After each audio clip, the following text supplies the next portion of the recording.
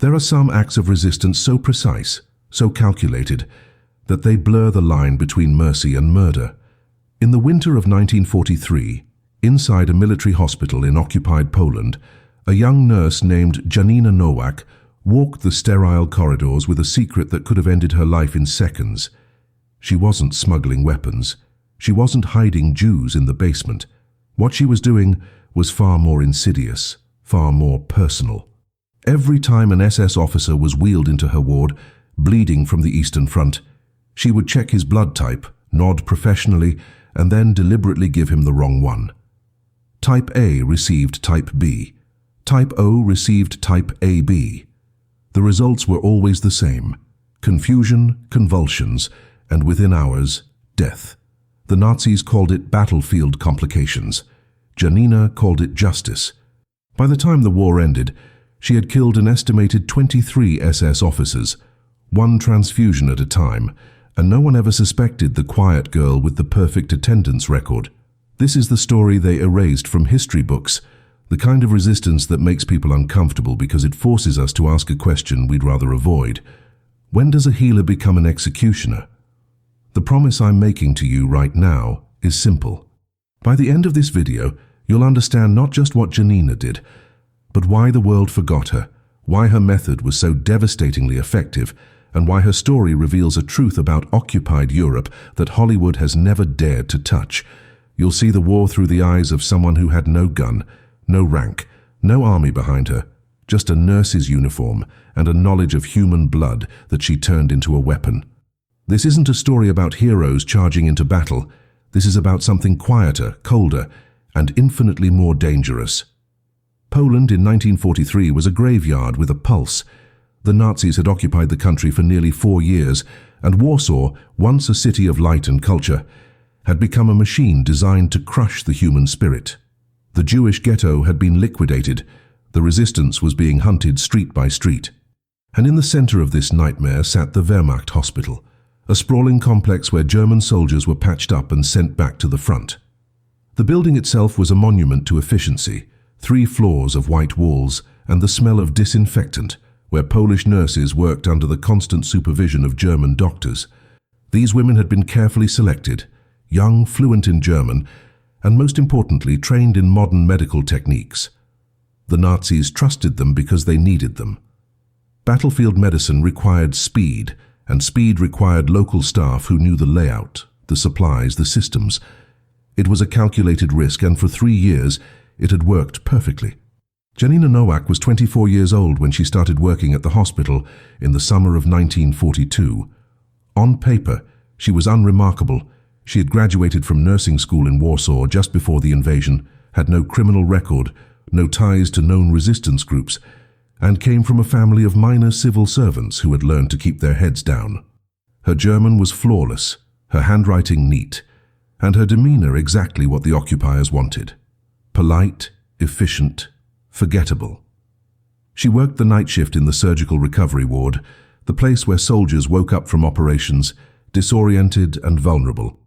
It was here in the dim light of those overnight hours that she had access to something most resistance fighters would have killed for: complete control over who lived and who died. The hospital kept meticulous records of blood types for every patient, stored in files at each bedside.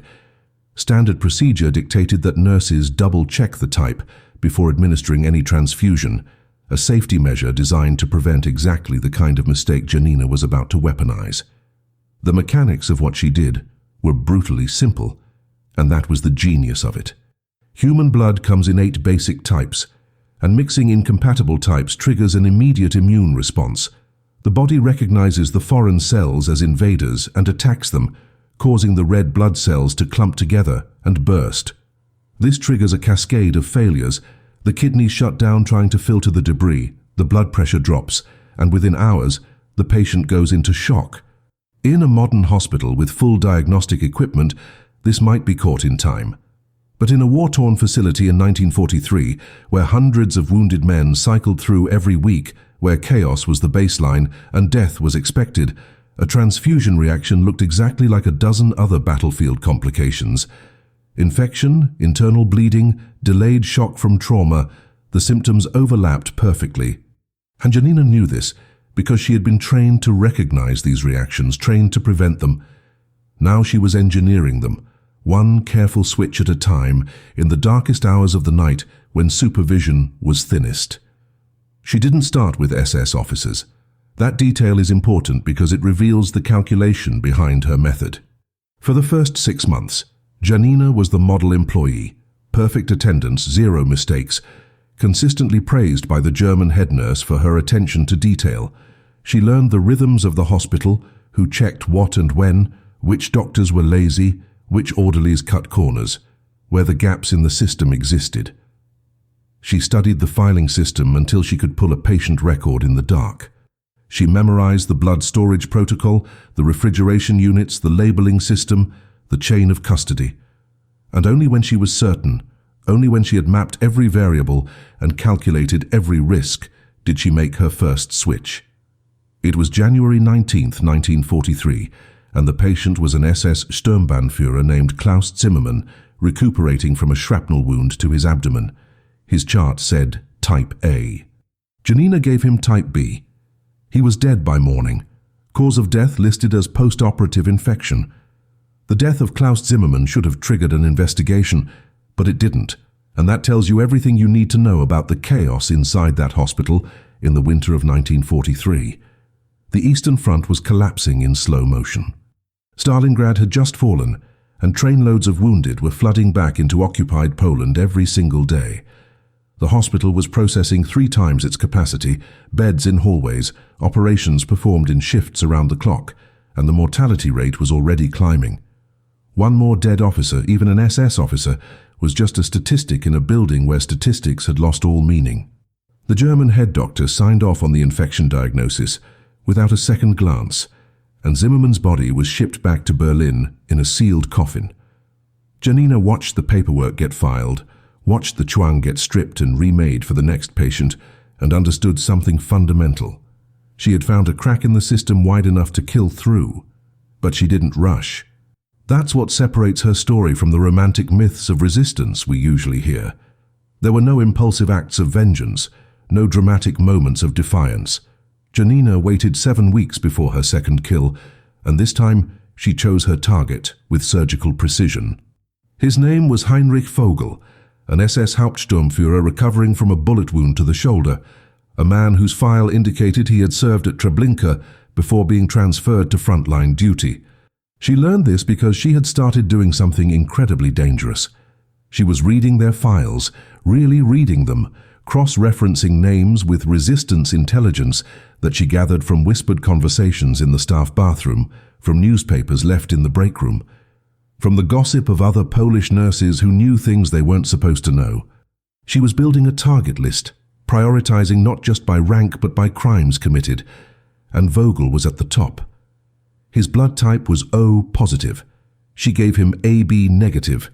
He died screaming about fire in his veins, and the doctors diagnosed it as an allergic reaction to morphine. The pattern she established was meticulous, and it had to be. Janina never killed 2 patients in the same month. She never targeted anyone below the rank of Sturmbannführer, understanding instinctively that lower-ranking soldiers were less likely to trigger scrutiny, but also less symbolically valuable.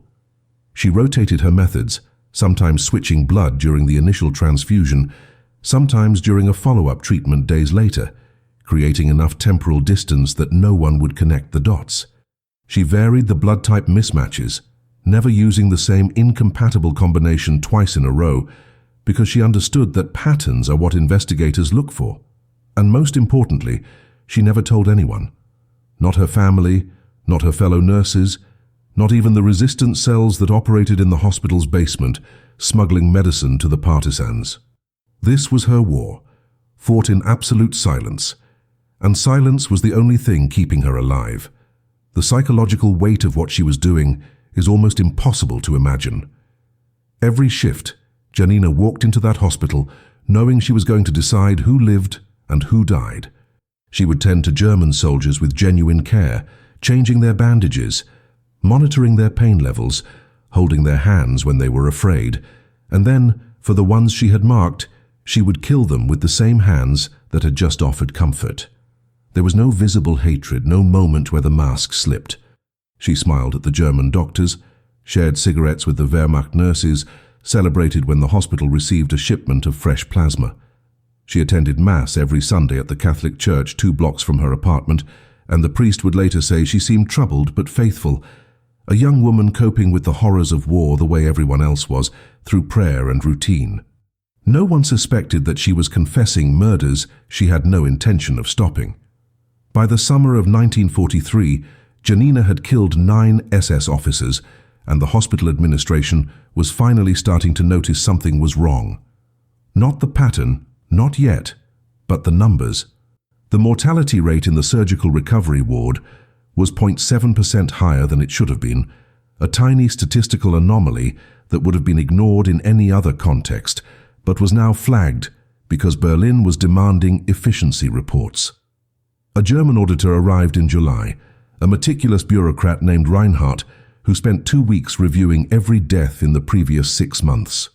He interviewed nurses, examined supply logs, checked the refrigeration temperatures of the blood storage units. He came within inches of discovering what Janina had done, actually pulled the files of 3 of her victims and laid them side by side on his desk, noting that all 3 had died of similar symptoms. But then he made a mistake that saved her life. He assumed the problem was contaminated plasma from a bad batch, not deliberate sabotage. The hospital switched suppliers, installed new quality control measures, and Reinhardt returned to Berlin satisfied he had solved the mystery. Janina read his report in the administrative office where it was filed, and she understood that her window was closing, that the next anomaly wouldn't be explained away so easily. She had a choice to make: stop now and survive, or continue, and accept that eventually, inevitably, she would be caught. Janina chose to continue, and the reason why reveals something essential about the nature of resistance under occupation. It wasn't ideology that drove her forward, at least not in the way we typically understand it. She wasn't a communist, wasn't part of the Home Army, hadn't sworn any oaths to underground organizations. What she had was something more primal, a mathematical certainty that every SS officer she killed meant fewer executions in the streets, fewer deportations to the camps, fewer Polish families destroyed. She had watched these men recover in her ward, had heard them brag about their work when they thought the Polish staff couldn't understand German. She had cleaned the boots of an Obersturmführer who casually mentioned burning a village of 200 people because someone had shot at his convoy. She had changed the bandages of a Hauptsturmführer who kept a leather notebook filled with photographs of hangings he had personally supervised. These weren't soldiers fighting a war. These were architects of extermination, and every single one who walked out of that hospital alive would return to the machinery of genocide. Janina did the math, and the math told her that her own life was a reasonable price to pay for even a few more deaths on her ledger. So she adapted her method, made it even more sophisticated. Instead of targeting patients immediately after surgery, when they were already vulnerable and deaths were expected, she started waiting until they were almost recovered, until they were scheduled for discharge within days. The logic was ruthless but sound. A patient who dies on day 2 of recovery is a surgical complication, but a patient who dies on day 12 after showing steady improvement, after being cleared by multiple doctors, that looked like bad luck, not malpractice. She began keeping a secondary set of notes hidden in her apartment, a coded journal where she tracked her targets, their crimes based on what she had overheard, their recovery progress, and the optimal window for intervention. The codes she used were borrowed from her nursing school textbooks, medical terminology that would look like study notes if anyone ever found them. Under the entry for August 9, 1943, she wrote, "Patient exhibits accelerated hemolysis, recommend immediate intervention," which meant she had identified her next target and the timeline for his death. The hospital itself was changing in ways that both helped and hindered her work. The influx of wounded from the Eastern Front had slowed as the Wehrmacht went on the defensive, which meant fewer patients overall, but more scrutiny on each individual case.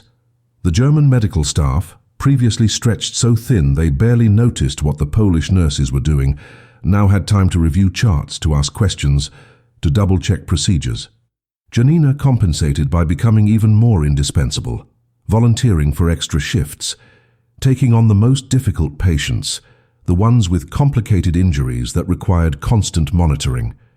She made herself the nurse that doctors requested by name, the one they trusted implicitly because she had never ever made a visible mistake. This trust was her camouflage, and she wore it perfectly, even as she used it to kill. Her 11th victim was an SS Sturmbannführer named Otto Lindemann, a man who had served as a camp administrator at Majdanek before being wounded in a partisan ambush. His file indicated he was responsible for logistics, which in the language of the camps meant he had organized the transportation and disposal of thousands of bodies. Janina learned this from a resistance courier who worked in the hospital laundry, a woman who had access to intelligence networks and whispered the information during a shift change. Lindemann was a model patient, polite to the staff, grateful for the care, and he spoke about his wife and children with genuine affection. He showed Janina photographs from his wallet, 2 young boys in lederhosen, smiling in a garden somewhere in Bavaria. She looked at those photographs, nodded politely, and then that night she switched his blood from type A to type B during what was supposed to be a routine iron supplement transfusion. He died 36 hours later, and the official cause was listed as unexpected cardiac arrest, a tragic but not uncommon complication in recovering trauma patients. The killing of Lindemann marked a turning point because it was the first time Janina felt something close to doubt. Not moral doubt, she had made peace with what she was doing, but tactical doubt. The hospital had installed a new protocol after the auditor's visit. All transfusions now required a second nurse to verify the blood type before administration, a buddy system designed to catch exactly the kind of error she was engineering. This should have ended her operation entirely, but instead it revealed just how deep the cracks in the occupation system ran. The second nurse assigned to verify her work was a Polish woman named Christina, 20 years older, who had worked at the hospital since before the war. Christina never asked questions, never double-checked Janina's work, simply signed the verification forms and moved on to the next task. It took Janina 3 weeks to realize the truth. Christina knew exactly what she was doing and had chosen to look the other way. They never spoke about it directly, never acknowledged the silent conspiracy between them, but from that point forward, Janina had an accomplice whether she wanted one or not. The presence of Christina changed the mathematics of risk in ways Janina hadn't anticipated. On one hand, it meant she was no longer operating in complete isolation, that someone else knew or at least suspected what she was doing, and that knowledge was a vulnerability. Christina could be arrested, could be tortured, could give her up under interrogation, either deliberately or accidentally. But on the other hand, it meant Janina now had cover at the most critical moment of her operation, the verification step where she was most exposed. Christina's signatures on those forms were insurance, evidence that proper protocol had been followed, that 2 trained nurses had confirmed the blood type match. If an investigation ever happened, those signatures would deflect suspicion away from deliberate sabotage and towards systemic failure, bad labeling, contaminated storage, human error at scale. Janina understood this implicitly, and so she continued, but now with a strange sense of shared burden, knowing that somewhere in the building was another Polish woman who had also decided that some Germans deserved to die, and that the rules of medicine didn't apply to monsters. The autumn of 1943 brought a new category of patient to the hospital, and with them, a new level of moral complexity that Janina hadn't prepared for. These were the Waffen-SS combat veterans, men who had been pulled from the regular Wehrmacht and folded into the ideological elite, and unlike the camp administrators and occupation police she had been targeting, these soldiers had actually fought. They came in with horrific injuries from the Eastern Front, legs blown off by Soviet artillery, faces burned beyond recognition, bodies broken in ways that made her nursing training feel inadequate. Some of them were barely 20 years old, teenagers really, who had been recruited straight from the Hitler Youth and thrown into combat before they understood what war actually meant. Janina found herself in an impossible position. She could hear these young men crying for their mothers in the night, could see the terror in their eyes when they realized they would never walk again, And yet she also knew that the SS uniform they wore represented a voluntary choice to join the most murderous organization in human history. She developed a system for navigating this moral labyrinth, and it was coldly pragmatic. Age didn't matter. Injuries didn't matter. The only thing that mattered was what they had done before they ended up in her ward. She started spending her breaks in the hospital's administrative office, volunteering to help with filing, which gave her access to the personnel records that came with each patient. These files contained their full service history, every unit they had served with, every operation they had participated in, and Janina learned to read between the lines. A soldier who had served with the Totenkopf division at Demyansk wasn't just a combat veteran. He was someone who had participated in anti-partisan operations that were really just mass executions of civilians. A man who had been stationed in Ukraine with the 1st SS Panzer Division hadn't just fought the Red Army. He had been part of the Einsatzgruppen sweeps that left entire villages erased from existence. These were the ones she marked, regardless of their age, regardless of how broken their bodies were. Her 13th kill was a 19-year-old Rottenführer named Hans Becker, who looked like he should have been in a university lecture hall instead of a hospital bed. He had lost his right arm to a grenade in Belarus and was recovering well, cheerful even, telling jokes to the other patients and flirting harmlessly with the nurses. His file showed he had served with SS Sturmbrigade Dirlewanger, a unit so notorious for atrocities that even other SS officers refused to work with them. Becker had been with them during the suppression of the Warsaw Ghetto uprising, had been part of the units that went building to building burning families alive. Janina read this information, closed the file and returned to his bedside where he smiled at her and asked if she thought he would be able to play piano again with one arm. She told him she believed in miracles, scheduled a routine blood transfusion to address his anemia, and gave him type AB when his chart clearly stated type O. He died confused and afraid, his body rejecting the foreign blood with a violence that no amount of morphine could ease, and Janina held his remaining hand and told him everything would be fine until his heart finally stopped. The psychological toll of these killings was beginning to show in ways she couldn't completely control. She stopped sleeping more than 3 or 4 hours a night.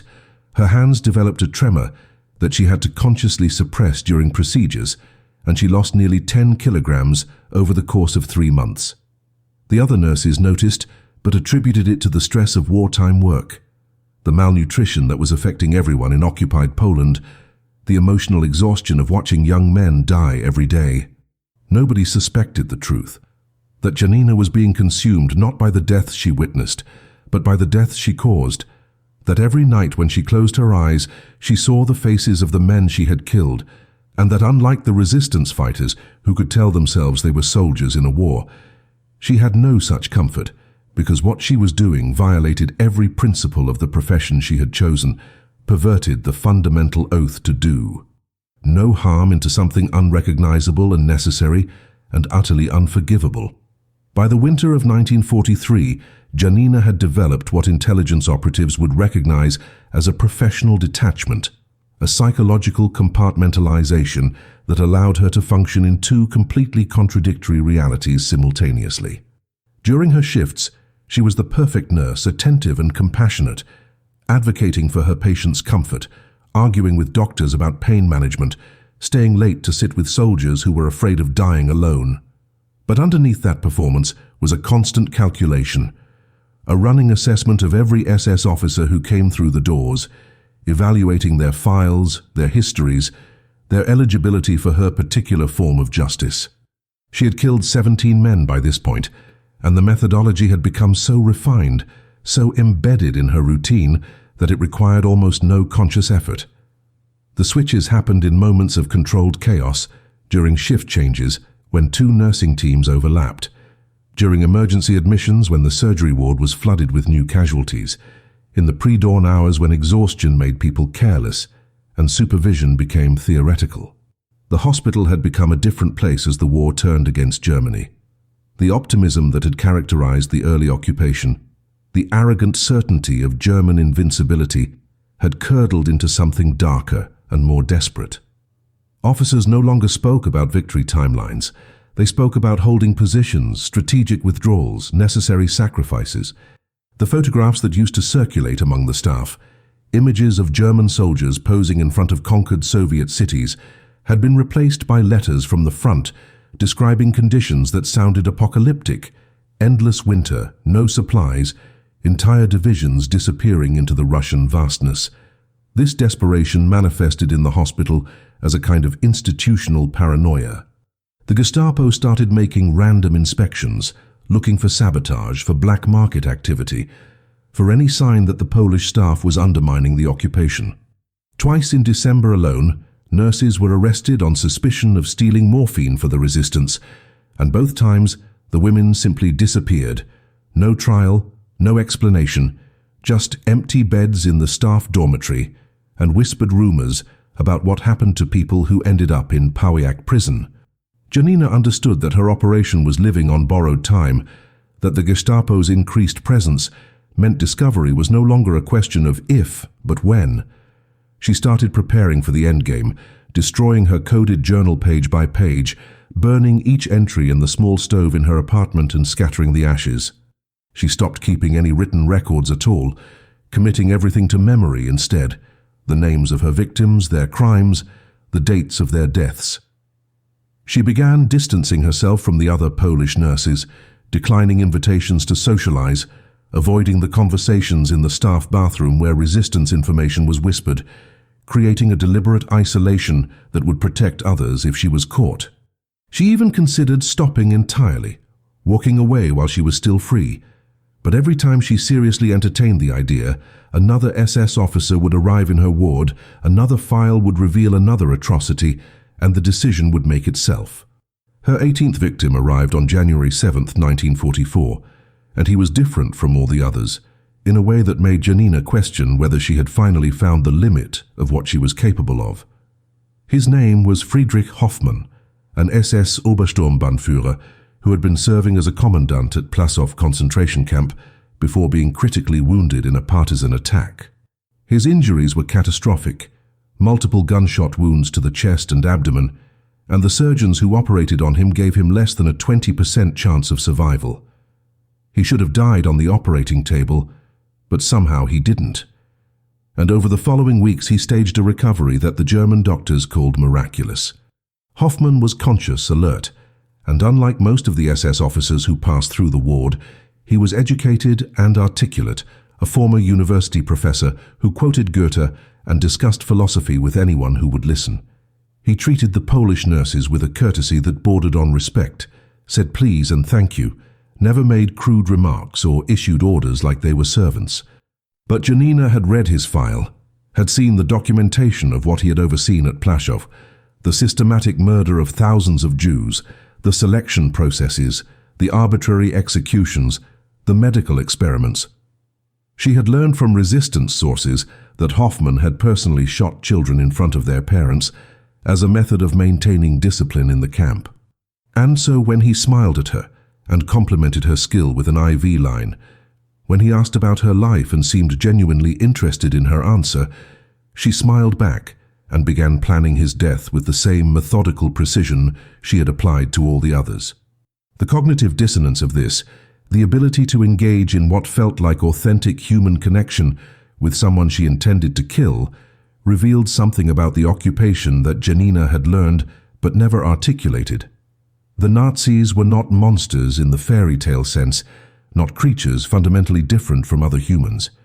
They were people, ordinary people, who had chosen to participate in extraordinary evil, and that ordinariness made them more terrifying, not less, because it meant the capacity for this kind of systematic cruelty existed in everyone, including herself. The killing of Friedrich Hoffmann required more planning than any of her previous operations because he was too important to die quietly. As a camp commandant, his medical care was being monitored directly by officials in Berlin, with weekly reports sent to the SS Medical Administration detailing his condition and prognosis. A sudden death from transfusion complications would trigger exactly the kind of investigation Janina had spent 2 years avoiding, complete with autopsies, toxicology reports, and interviews with every staff member who had contact with him. She needed his death to look not just natural but inevitable, a tragic outcome of injuries that had been too severe from the beginning. So she did something she had never done before. She waited. For 3 weeks she provided Hoffman with impeccable care, monitoring his vitals obsessively, catching complications before they became critical, essentially keeping him alive longer than he would have survived without her intervention, all while documenting every detail in his chart to establish a pattern of declining health despite best efforts. The method she eventually chose was elegant in its simplicity and horrifying in its patience. Hoffman's injuries had caused significant internal trauma, and his recovery required multiple blood transfusions over an extended period to address ongoing anemia. Janina began administering incompatible blood in small quantities, not enough to trigger an immediate catastrophic reaction, but enough to cause cumulative damage to his kidneys and liver. Type A blood mixed carefully with Type B, just 20 milliliters at a time, hidden within the larger volume of compatible transfusions. His body was essentially being poisoned incrementally, his organs slowly failing under the strain of processing the foreign blood cells, but the decline was gradual enough that it looked like the expected trajectory of someone with his level of trauma. The German doctors noted the deteriorating kidney function, the elevated liver enzymes, the unexplained fevers, and attributed everything to systemic infection, a common complication in patients with multiple penetrating wounds. During those 3 weeks, Janina had conversations with Hoffman that she would remember for the rest of her life, not because they were profound, but because of their absolute banality. He told her about his 2 daughters in Munich, showed her a creased photograph of them playing in a park, worried aloud about how the war was affecting their education. He talked about his previous life as a professor of classical literature, his dissertation on Virgil, his love of teaching young minds. He asked Janina about her own family, whether she had siblings, what she had wanted to be before the war disrupted everything.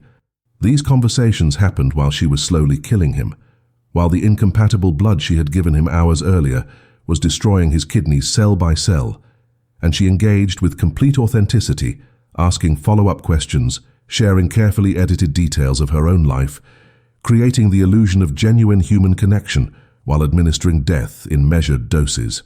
The contradiction between who Hoffman appeared to be in those conversations and what he had actually done at Plasov forced Janina to confront a truth about evil that most people never have to face directly. The man who quoted poetry and worried about his daughter's education was the same man who had shot children for sport, and these 2 realities existed simultaneously in the same person without any apparent internal conflict. Hoffman never expressed remorse, never hinted that he saw anything wrong with his service at the camp, and on the rare occasions when the subject of his work came up, he spoke about it with the detached professionalism of someone discussing administrative challenges, problems of logistics and efficiency that he had solved through innovative management techniques. Janina realized that he genuinely did not understand that he had done anything morally wrong, that in his internal narrative he was a loyal officer serving his country. And this realization was more disturbing than any amount of obvious cruelty would have been because it revealed the psychological mechanism that made the Holocaust possible. Ordinary people convinced that extraordinary evil was just another job. Hoffman died on February 3, 1944, after slipping into a coma caused by complete renal failure. The German doctors performed an autopsy that found exactly what Janina had predicted they would find: massive organ damage consistent with systemic infection and traumatic injury. The cause of death was listed as septic shock secondary to combat wounds, and a report was sent to Berlin, praising the hospital staff for their heroic efforts to save a valuable officer. Hoffman's body was shipped back to Germany with full military honors, and his widow received a letter from Heinrich Himmler personally commending her husband's service to the Reich. Nobody suspected murder, because the death looked exactly like what everyone expected: another casualty of a war that was consuming Germany's best men. Janina attended the small memorial service the hospital held for him, stood quietly in the back while German officers gave speeches about sacrifice and duty, and felt absolutely nothing: no guilt, no satisfaction, just a blank exhaustion that came from maintaining a performance that had no end in sight. The spring of 1944 brought a shift in the hospital's atmosphere that even the most oblivious German officers couldn't ignore. The Soviet offensive was accelerating, pushing westward through Ukraine and Belarus, and the wounded flooding back into Poland now came with stories that contradicted every piece of propaganda the Reich had been broadcasting. These were men who had seen entire divisions annihilated, who described Soviet artillery barrages that lasted for days without pause, who spoke in whispers about German units surrendering en masse rather than face encirclement. The hospital was processing casualties at a rate that exceeded even the worst days of Stalingrad, and the medical staff was being pushed beyond any reasonable limit. Nurses were working 16-hour shifts, surgeries were being performed in hallways, and the morgue in the basement had run out of space weeks ago. In this chaos, Janina found both opportunity and danger, because while the breakdown of normal procedures gave her more freedom to operate, it also meant more scrutiny from SS security officers who were convinced that saboteurs were everywhere. Her 19th and 20th victims came within days of each other in mid-March, a dangerous acceleration of her usual pattern, but the circumstances were too perfect to ignore. Both men were SS Hauptsturmführer who had served together in the Einsatzgruppen sweeps through Lithuania, and their files documented participation in massacres that had killed tens of thousands of Jews. They had been wounded in the same engagement, shipped to the hospital together, and were recovering in adjacent beds, creating a situation where Janina could eliminate both with a single operation. She waited until a night when the hospital admitted 43 new casualties from a field hospital evacuation, a moment of such complete chaos that even the German supervising nurses abandoned protocol and simply tried to keep people alive. During that madness, Janina administered incompatible transfusions to both officers within 20 minutes of each other, Type O to the one who needed Type A, Type B to the one who needed Type AB, and then moved on to help with the emergency admissions as if nothing had happened. Both men died within hours of each other, their bodies going into shock almost simultaneously, and the timing actually worked in Janina's favor because it suggested a systemic problem rather than individual malpractice.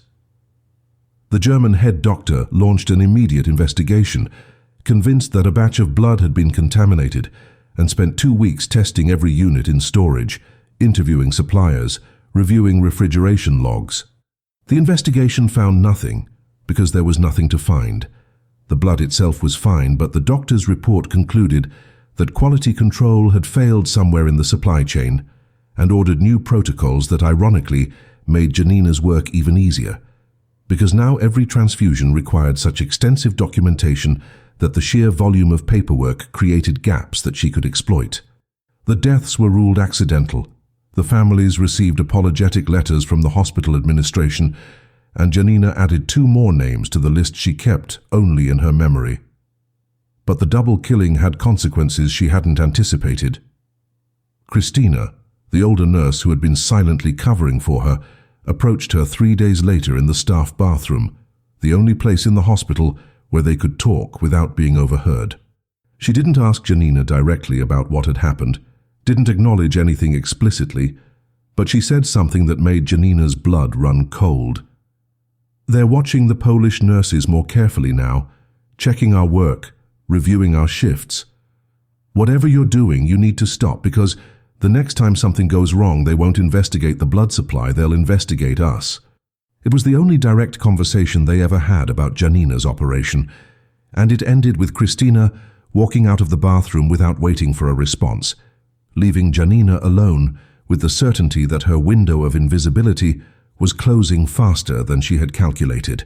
The warning should have been enough to make her stop, but in April of 1944, something happened that made stopping impossible. A new patient arrived in the surgical ward, an SS Standartenführer named Victor Brandt, who was recovering from injuries sustained during the suppression of a partisan attack. Janina processed his admission paperwork, filed his records, and then froze when she saw the notation of his previous posting. He had been the administrative head of operations at Treblinka from 1942 to 1943, the period when the camp had murdered nearly 900,000 people. She had read about Treblinka in the underground newspapers that circulated among the resistance, had seen the testimonies from the handful of prisoners who had escaped, had tried to comprehend the industrial scale of the killing, and failed because the human mind isn't built to process that level of atrocity. And now one of the architects of that machinery was lying in a bed 15 meters from where she stood, recovering comfortably, joking with the orderlies about how he couldn't wait to get back to his desk job, as if his desk job hadn't been the coordination of mass murder on a scale that made the ancient conquerors look like amateurs. Victor Brandt represented everything Janina had been fighting against, compressed into a single human being, and the opportunity to kill him felt less like a choice and more like a moral imperative that overrode every rational consideration of risk. His injuries were relatively minor compared to most patients, shrapnel wounds to the leg and torso that required surgery but weren't life-threatening, which meant he would recover quickly and return to whatever administrative role the SS had planned for him next. Janina understood that if she was going to act, she had a narrow window, perhaps 2 weeks at most, before he was discharged and sent back to Berlin where he would be untouchable. But Brandt's high rank meant his care was being monitored even more closely than Hoffmann's had been, with daily reports sent directly to SS headquarters and regular visits from security officers who seemed to be assessing the hospital staff as much as checking on the patient. Every nurse who entered his room was scrutinized, every procedure documented in duplicate, and the level of oversight made what Janina was planning essentially suicidal. She spent 5 days observing the patterns of surveillance around Brandt, mapping who checked on him and when, identifying the brief gaps in coverage that existed even in the most controlled environments. The vulnerability she found was almost absurdly simple. The night shift security officer, a Wehrmacht lieutenant named Schmidt, who was responsible for checking on high-value patients every 2 hours, had developed a habit of taking his rounds 15 minutes early so he could spend the last part of his shift smoking in the courtyard. This created a window between 2:15 and 3:30 in the morning when Brandt was technically unsupervised, and if Janina timed it perfectly, she could administer the transfusion, complete the paperwork, and be back at the nurse's station before Schmidt finished his cigarette. The plan required precision that bordered on the impossible, but the alternative was letting Brandt walk out of the hospital alive, and that wasn't something Janina could accept. On the night of April 23rd, she executed the operation with a calmness that surprised even herself. At 2:17 in the morning, she entered Brandt's room carrying a bag of type AB blood when his chart clearly indicated type O negative. He was awake, reading a book by the dim light above his bed, and he smiled when he saw her, made a comment about how dedicated she was to work such terrible hours. Janina smiled back, told him this would help with his recovery, and inserted the IV line with the practiced efficiency of someone who had done this thousands of times. Brandt barely flinched, returned to his book, and Janina stood there for a moment watching the incompatible blood flow into his veins, watching him turn the pages of his book, completely unaware that he was dying, and she felt a strange sense of peace that had been absent from all her previous killings. This wasn't complicated. This wasn't morally ambiguous. This was removing a plague from the world, and if it cost her everything, it was still worth it. The reaction started faster than she had anticipated, Brandt's body recognizing the foreign blood almost immediately and mounting a catastrophic immune response. Within 20 minutes he was gasping for air, his skin flushing red as his blood pressure spiked, his hands clutching at his chest as the pain intensified. He tried to call for help, but his voice came out as a rasp, tried to reach for the call button, but his muscles were seizing, and Janina stood at the foot of his bed watching with clinical detachment as his body shut down system by system. She should have left immediately, should have returned to the nurse's station and established her alibi, but instead she stayed, and when Brandt's eyes found hers in those final moments, when he realized with absolute clarity that this wasn't an accident, that the Polish nurse standing calmly at the foot of his bed had deliberately killed him, Janina leaned forward and whispered in perfect German, "This is for Treblinka." His eyes widened in understanding, and then the light went out of them entirely. The decision to speak those words was the first genuine mistake Janina had made in 2 years of killing, a moment of emotional indulgence that violated every principle of operational security she had established.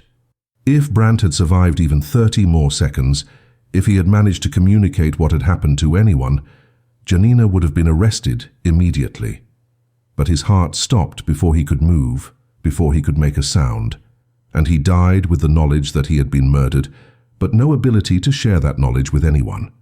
Janina stood there for another 15 seconds, watching to make sure he was truly gone, then calmly removed the IV line, disposed of the blood bag in the medical waste bin exactly as protocol required, and returned to the nurse's station, where she documented the transfusion in Brandt's chart with her usual meticulous handwriting.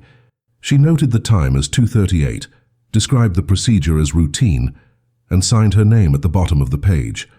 20 minutes later, an orderly found Brandt's body and raised the alarm, and Janina joined the crowd of staff that rushed to his room, performed the expected checks, and confirmed what everyone could see. The patient had died suddenly, cause unknown, a tragedy but not unexpected given the unpredictable nature of war injuries. The death of Victor Brandt triggered exactly the kind of investigation Janina had always known would eventually come, but the form it took was worse than anything she had imagined. Within 12 hours of his death, 2 Gestapo officers arrived at the hospital accompanied by an SS medical examiner from Berlin, and they immediately sealed off the surgical ward and began interrogating every staff member who had been on duty that night. The interrogations weren't the perfunctory interviews Janina had seen before, polite questions asked by Wehrmacht administrators who were going through the motions. These were methodical, aggressive sessions conducted in isolated rooms where the Gestapo officers made it clear they suspected deliberate murder and were prepared to arrest anyone who showed the slightest inconsistency in their testimony. Janina was questioned for 3 hours, asked to recount every detail of her shift, every patient she had treated, every procedure she had performed, and she repeated her story with the kind of exhausted precision that comes from telling the truth, because the best lies are built on foundations of verifiable fact. The medical examiner performed an autopsy that revealed what Janina had known he would find: massive hemolytic reaction consistent with transfusion of incompatible blood. The discovery transformed the investigation from a routine inquiry into a full counterintelligence operation. Because incompatible transfusions don't happen by accident in hospitals, with the protocols this facility had implemented after the previous audit. The Gestapo officers began working backwards through every death in the surgical ward for the previous 18 months, cross-referencing patient records with blood bank logs, interviewing nurses about their procedures, looking for patterns that would indicate sabotage. Janina watched this investigation unfold with a terror she had never experienced during the actual killings, because she understood that if they analyzed the data correctly, if they compared her shift schedules with the timing of suspicious deaths, they would find a correlation that could only mean one thing. But the investigation was saved from that conclusion by the chaos of war and the fundamental dysfunction of the Nazi bureaucratic system. The hospital's record-keeping, which had seemed so meticulous on the surface, turned out to be riddled with gaps and inconsistencies because the staff had been overwhelmed for years and had been cutting corners just to keep up with the volume of casualties. Blood bank logs were incomplete, shift schedules had been amended retroactively to cover staffing shortages, and patient files were missing entire sections because documents had been lost during evacuations or emergency admissions. When the Gestapo officers tried to construct a timeline of suspicious deaths, they found that the data was too fragmentary to establish any definitive patterns, and without those patterns, they couldn't identify a specific suspect. The investigation became an exercise in frustration. Dozens of hours of interrogations that produced no actionable intelligence, just a building full of exhausted Polish nurses who all told the same story. They had followed protocol, they had double-checked the blood types, and if mistakes had been made, they were the result of a system pushed beyond its breaking point, not deliberate sabotage. After 3 weeks, the Gestapo investigation reached a conclusion that was both a relief and a bitter irony. The officers determined that the incompatible transfusion that killed Brandt had been caused by mislabeling at the blood storage facility, a systemic failure in the supply chain rather than malicious action by hospital staff. They arrested 2 Polish workers at the blood bank, men who had nothing to do with Janina's operation, but who made convenient scapegoats, and both were executed after a show trial that lasted less than a day. The hospital received new directives about blood handling procedures.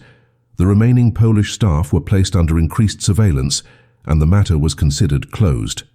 Janina watched those two innocent men get blamed for her work, watched them marched out of the building in chains, while German officers congratulated themselves on rooting out saboteurs, and she felt a guilt that was qualitatively different from anything the actual killings had produced.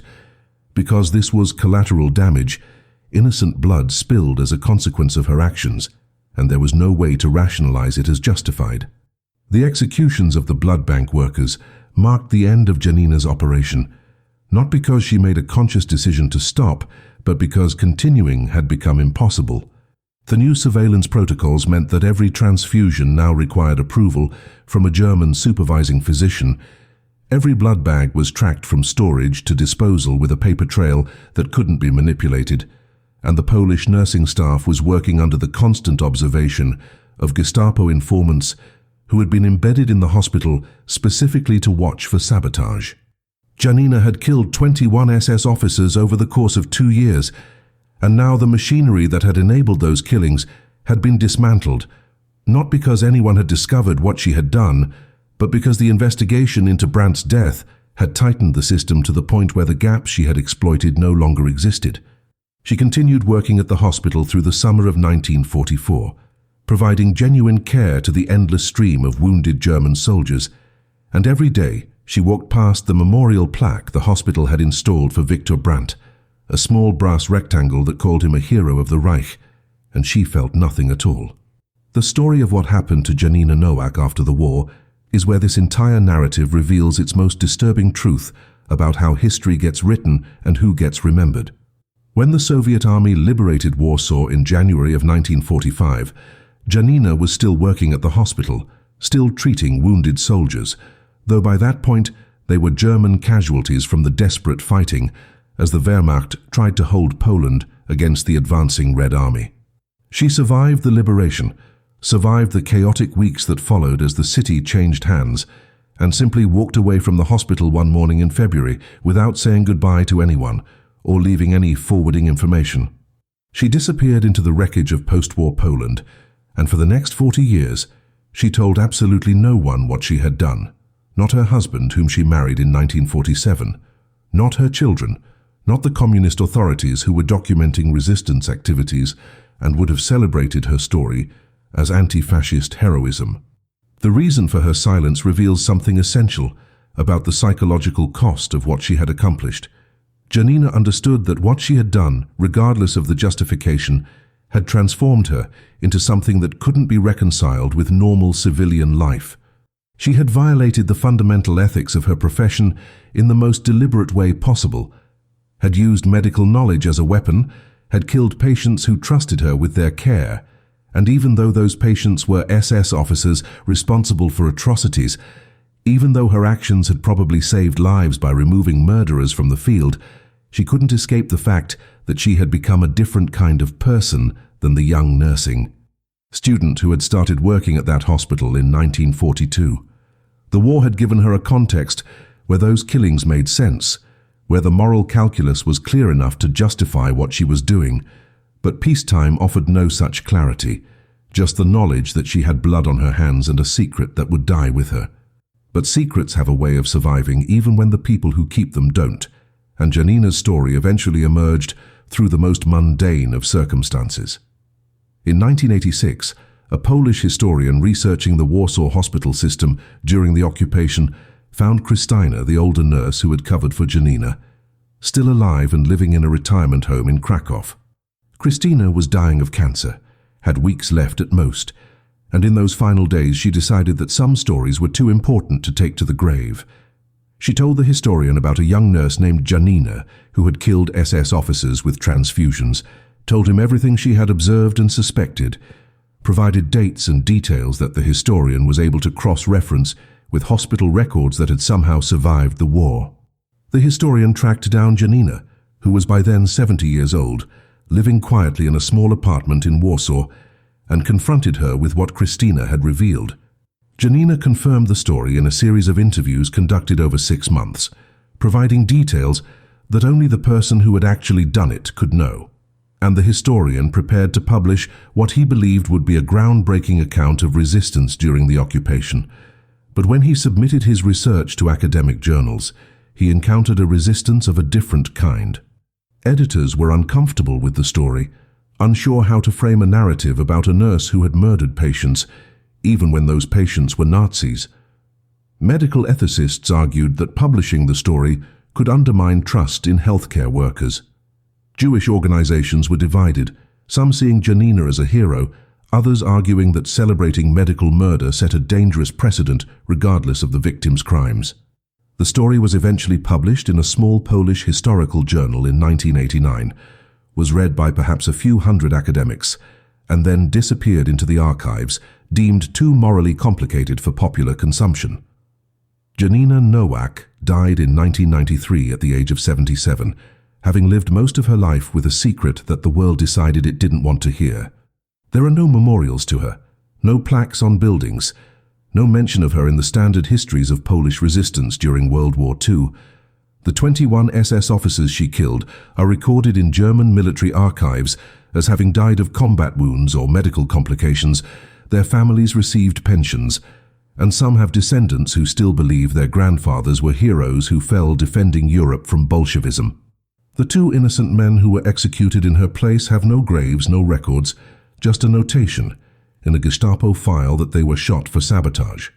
And the larger truth that Janina's story reveals, the truth that makes people so uncomfortable they would rather forget it entirely, is that resistance during occupation often required becoming the thing you were fighting against, that stopping monsters sometimes meant using monstrous methods, and that the people who were willing to cross that line, who sacrificed not just their lives but their souls to fight back, are the ones history has the hardest time acknowledging, because they force us to confront questions we would rather not answer about what we would do in their position, and whether we would have the courage to become what Janina Nowak became.